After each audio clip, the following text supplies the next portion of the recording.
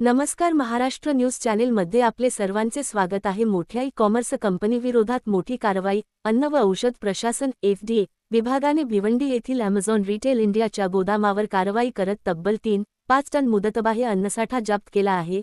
यासोबतच गोदामाचा परवाना निलंबित करण्यात आला असून संबंधितांवर कायदेशीर कारवाईची प्रक्रिया सुरू करण्यात आल्याची माहिती समोर आली आहे. या कारवाईनंतर ग्राहकांच्या अन्नसुरक्षेबाबत अनेक प्रश्न उपस्थित होत आहेत. जर इतक्या मोठ्या प्रमाणात मुदतबाह्य अन्नसाठा एका गोदामात आढळत असेल तर ग्राहकांपर्यंत काय पोहोचले असेल, अशी चर्चा सुरू झाली आहे. या प्रकरणात तुकाराम मुंढे यांच्या नेतृत्वाखाली FDA प्रशासनाने केलेल्या कारवाईची अनेक स्तरांतून दखल घेतली जात आहे.